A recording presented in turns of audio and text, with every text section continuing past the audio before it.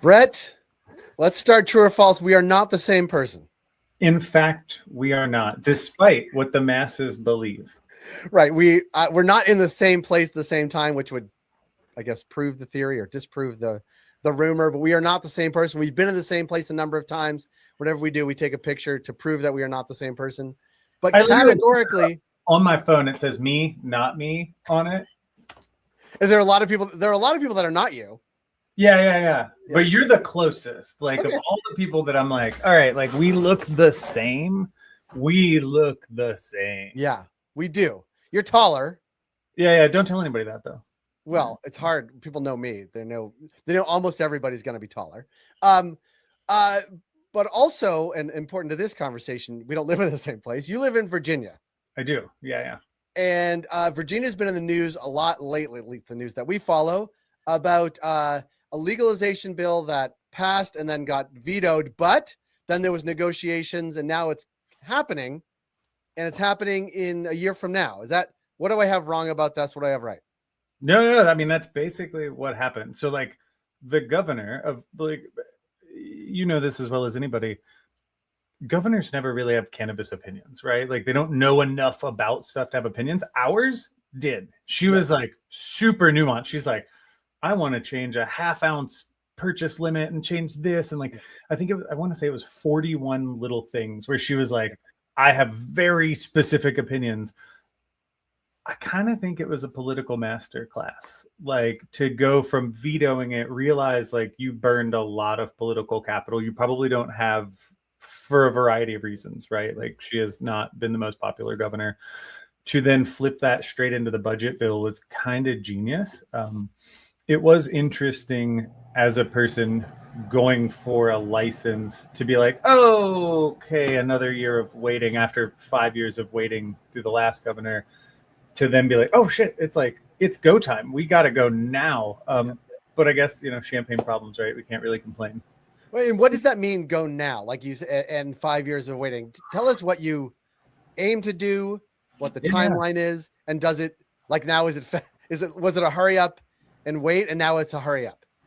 So in 2021, they passed the bill that was supposed to lead to an adult use retail market. What it in effect did was it legalized adult use possession. So I can walk around with whatever, a couple ounces of weed. Nobody's going to say anything. I can smoke all the weed I want. Nobody's going to say anything. It also legalized home grow, which I have some questions about our home grow laws and the fact that it's 4 plants per household and like multi-unit living and how that works and like whatever. That's a conversation for another day. But basically, we've been in this weird limbo lurch where the last governor refused to do anything. Like he met the minimum required statutory limits of like, I will stand up a cannabis control authority board and then do nothing with them, right? I will stand up an advisory council for cannabis, blah, blah, blah, blah, blah, and then do nothing with them. Mm-hmm. So when we got the new governor, we were all kind of hopeful that like, okay, can we actually like take the steps toward getting licenses, which what was just passed in the budget is not all the way there. It is a more well thought out framework than a lot of states have put together for like the initial bill, but it kind of punts a lot onto the Cannabis Control Authority. So what we have is some pretty loose guidance that by July 1st-ish of next year, so basically 1 year from now, retail sales will begin. We know we can put applications in the 1st of February, 2027. So I have 6.5-7 months to get a whole thing together, which is 2 things are interesting in that. Number one, that's not very long to put together an application if you're going for a larger application, which we can get into. Second piece of that is from February to July to be up and running. That is like ludicrously short amount of time. Well, and that speaks nothing to actually having cannabis to sell on July 1st. Right. Yeah. I mean, like if you're going to be a cultivator at this point, like pop up some hoop houses and like pray your first harvest goes well, right? Like that's your only hope to have like something in a dispensary on day one. And so, and looking at the regs as you know them, or the plan of, you know, the rough timeline, like, are there things you like still don't know about that? Or like, like, what does the license application look like? Because you've seen enough to know, does it look like, on New York? Does it look like California? Does it look like Colorado? Like, what is it? Or do we not know yet? We know a little bit. We don't know a lot of it. So uniquely, Virginia was hyper focused on retail licensure, other than like what actually goes into the other steps of it, right? So we know 350 like retail license cap. So there's going to be 350 of them. We know that you can only have 5 licenses per entity or beneficial ownership. We know how they define that. So basically, any group or individual or whatever is stuck at 5 licenses. It doesn't matter how big or small you are. It doesn't matter. There's no fancy getting out of it. If I own even remote amounts of controlling stake, up to the point that my understanding, and I'm not a lawyer, but some lawyer friends of mine have kind of commented on this, even as a consultant, if I consulted on your business and you pay me on a revenue share, I have beneficial ownership under the law. So they are hyper preventing monopolization, like large scale MSOs from playing, yada, yada, yada. We know that existing hemp operators who thought they had a leg up are kind of being crippled due to, we don't know the exact amount, but somewhere between $500,000 and $2.5 million in fees to convert your hemp license over, which is super preventative. And there's not that many large scale hemp operations in the state to begin with. We also know that it's anywhere from $5 to $10 million for the 4 existing medical operators, because what most people don't know about Virginia, we have the most restricted medical license program. Like, it makes Florida look like Oklahoma. Right. For those of you who know what that joke means, you get it. That's the most inside baseball analogy anybody's ever made on the show. Yeah, right. Like 9 people just understood that reference.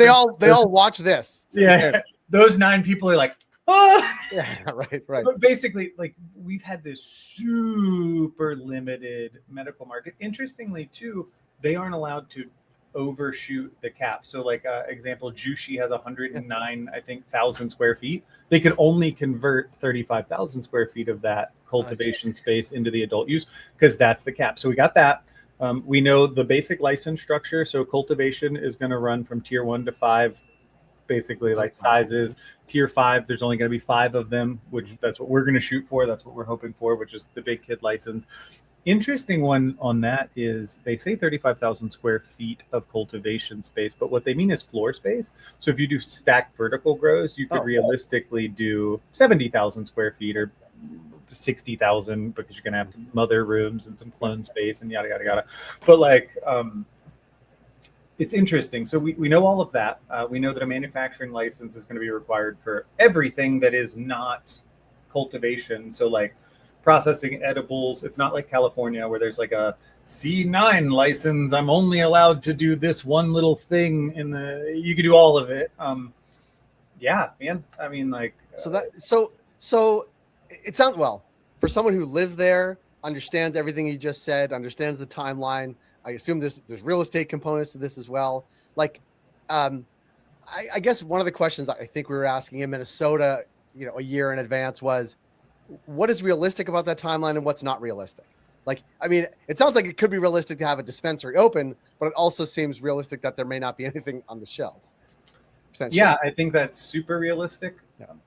I think what's going to end up happening is there's going to be a couple of groups that pull out ahead now, and they take a huge risk. I'm not saying whether we are one of those or not, but basically they're going to buy the property now. Yep. They're going to have it all built out, retrofitted, everything ready. The only thing they don't have are plants in the ground or, like weed in the hopper of the extraction machine, right? Like, there's going to be a couple of those. They are going to have massive first mover advantage. My question is, how long do those purchase agreements last? How long do they hold that? I believe that some of the larger hemp operators or the medical guys will, bite the bullet, drop the cash, convert over. I don't think that's going to last very long. Because it's expensive. It's expensive to do, and they are going to recoup their money, but then they're going to get hit with the way they're setting it up and the timeline they're setting it up with. The market compression of competition is going to happen much quicker than it does in most states, right? We're talking 6 months from zero to getting the license. So they will be the only stuff on shelves for a period. On July 1st. Right. By January 1st, by the next July 1st, it's going to be full-blown busier competition. Yeah. Which is a pretty rapid timeline if you predict that way. I mean, we're just getting to that sort of scale if you think about it, like in New York, right? But it does happen. It's just a matter of timeline when it happens. And we've had talks about this on our show, like preparing for that, preparing an industry and an eventuality for someone who's been in it like you. I assume you're planning for that January and the July after, like a sustainable business to that, as opposed to the startup. Yeah, and we're going to go phased, right? So, like, I'll be super transparent. We're going to go for 5 licenses, of course. We're going to go for the big cultivation license. We're going to go for a manufacturing license. And then, candidly, we're going to go for 3 retail licenses, but only because of the way delivery is working. You have to have a retail license to offer delivery, and there's no delivery from your location. So we're going to shoot for, like, more same-day delivery hub and then push into wholesale. Let me ask you a question about the real estate component, because Virginia is I'd say a medium-sized state in terms of population, but it is rural and it is urban, and there's some suburban life, but it is a tale of several states, I would imagine. You know, there's the northern Virginia. Yeah, we're like 3 states. Yeah. So I live in like BFE, right? I live at the intersection of 64 and 81, 2 of the 3 big interstates here, kind of off in the middle of the ether in the mountains. Our real estate is dirt cheap, Right. but we are not hampered. So you can be anywhere from where I live in the state of Virginia in 3 hours. Right. 3.5 hours. Mm-hmm. We're going to try to headquarters and build out here just because the real estate is cheaper, and it does not prevent me from reaching up into Northern Virginia, into Richmond, into the Hampton Roads, Virginia Beach. Like, a lot of people don't realize, but like that corridor from Washington, D.C. down the beach is the most densely populated area of the United States that is not New York City. Right? Like, it is more densely populated than Chicago. It is more densely populated than LA or Seattle or Dallas, Fort Worth, or any of the, those are big cities. There's a huge chunk of people that live there. So accessing them is easier than one might think, given how our state geography is set up. And then because we are, as you say, the tale of a couple of different states smashed together, real estate here is super cheap. Like, literally a mile from my house, Northrop Grumman just put up a facility that looks like 7 Walmarts stacked on top of each other. There's a reason they do that. Right. No, it's a unique state. I used to live in DC, so Virginia is a very unique state, and you feel like you're in different places, even though you're in the same state, over the course of a couple hours, right? I mean, it really is. It really is. And I wonder, sort of a macro view, thinking about, I mean, I feel like every time a new market opens, DC is takes the end of it. Right. Maryland opened and their market went poorly. Virginia's going to open. It's going to go poorly in DC as well. Right. Like, I just think, not that it matters so much to someone in Virginia, but like, these markets are very close together. And I guess that's sort of, and not so much where you are physically, but I wonder how much thought is given to the regulatory environment. That is, there's a market that's pretty robust in Maryland. Is Virginia going to be competitive with that? Or is actually Virginia going to be more competitive than Maryland in terms of prices, in terms of regulations? Like, is it going to be easier to operate in Virginia than Maryland? And will that be reflected in the prices over time? I think so. Only because we can, due to our size and the difference in states, we can participate a little bit more in unit economics, right? There is no cheap real estate in the entire state of Maryland, right? There is no cheap anything in the state of Maryland. Virginia has that, especially in that kind of, like, where I live, like the Shenandoah Valley corridor, where we aren't way off in the panhandle in the middle of nowhere, where like cell service doesn't work and whatever. But we are close enough to those things where we get the benefit of cheap with the benefit of access, right? Like, I could walk out of my house right now and be standing on the Capitol steps in 2 hours, 2.5 hours, depending on traffic. That's pretty close. Like, and I guess, let's do a sort of a two sides of the same coin. Like, what are you most excited about? What are you most nervous about as this unfolds? I am most nervous about the weird little nuances that come with the application phase and the questions we don't have answers to. Having been in cannabis going on a decade, there are a multitude of ways to screw to screw this up. We've seen them all. Yeah, right. We've seen them all a couple times, and they all sound like a really good idea. Right. Candidly, I'm most scared, even within that, of how the counties are going to react. I was just gonna ask about municipalities and counties. Yeah, so I've been talking hot and heavy with our local municipality, like our local county, and they can't answer some kind of basic questions, which I'm trying to help them. But so my question has been, what can I do in general agriculture versus what can I do in light industrial zoning, right?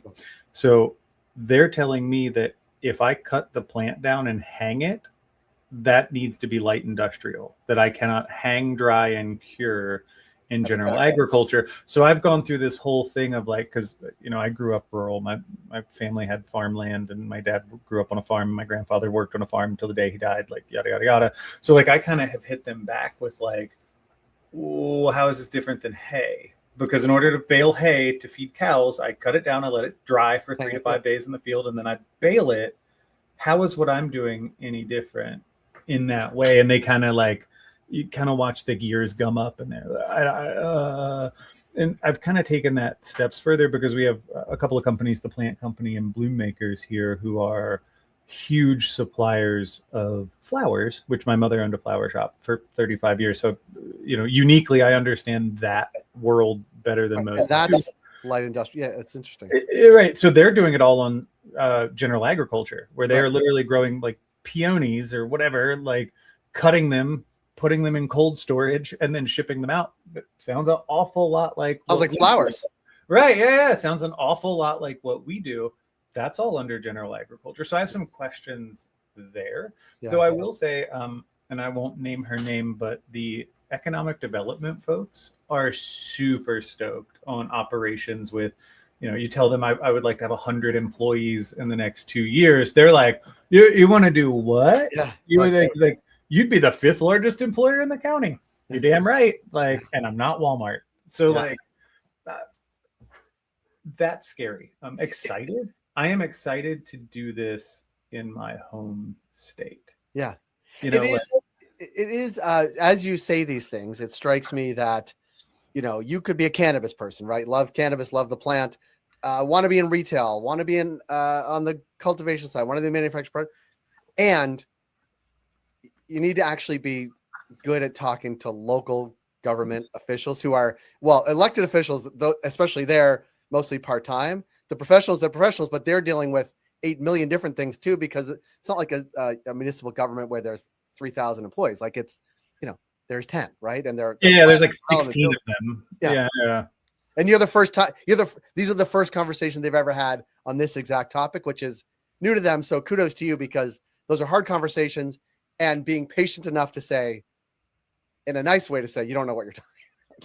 Well, so I will give my county, Augusta County, super credit. They'll tell you we don't know. And I'm like, well, can I help you? Obviously, I have something to gain here, but do I need to make a PowerPoint? Do I need to show you? Do you want to go visit, Shenandoah Hemp, the guys up, in the next county up, and see how it looks the same as what ours would look like? Do we need to go take a field trip? What do you need? And they've been super open to it. We've also been kind of lucky. So the next county over has Monticello, where Thomas Jefferson, his house, they've done industrial hemp grows to talk about colonial hemp in the past. And so there is some cultural understanding here that has nothing to do with smoke pot and which is fine. That's all good and well too, but there is some broader cultural understanding here. Well, this has been great to understand sort of what you're up to, what Virginia, what on the ground looks like, both in the sort of terms of legislation and regulation, as you know it now, but also on the ground is sort of how the conversations are going in municipality and counties, because I think that is often overlooked sort of in the conversations about the broader industry, but it is absolutely where the rubber meets the road in nearly every place. And that doesn't even get into the fact, what does retail look like in Richmond or, Arlington or, a million different other places, and they'll have their say as well, presumably. Yeah, it's going to be all over the place. You said, I think you brought something up that I hadn't really considered. We are 3 or 4 different kind of states all chopped together. Right. And in my experience in other places, cities or municipalities are reluctant to go first, and they don't want to be last. So it's like, how do they phase themselves in between second and second to last to be a viable industry, of course, but really more importantly, and I'm sure this is part of your conversation too, like serving the cannabis community as well, like people who actually want to buy cannabis, want to buy it legally, want to buy it safely. How do you build a market for that among Virginians? I think that's very real here, all the way down to like the bill that was passed, right? It's very clear they want a safe, legal market. They see all of these like kind of like questionable dispensaries popping up and issues, and like they don't want any of that, right? They want that. I also think they are very leery at big kid ag coming in, or like large MSOs coming in. Like it's very clear that they want cannabis from Virginians, by Virginians, for Virginians. You know, growing up, they taught us like, well, you're a citizen of the Commonwealth before you're a citizen of the country. And I think that ethos is very clear in what they have done right today. And I'm hoping that ethos carries through to like day one opening, right? Hence why we chose Old Dominion as our name. Like, well, we, the Cultivated crew, looks forward to talking with you as things progress towards a year from now. Love to always have you on about how the company is doing, but also sort of what's happening on the ground, because I think that is an interesting insight for us, for our audience. And we appreciate the time and energy, and enjoy the rest of the summer as you write application. Right on, man. Yeah, I'm going to be way deep into the data room. Boring stuff. That's amazing, though. That's boring for some people, but not for you, I'd imagine. It can get a little boring.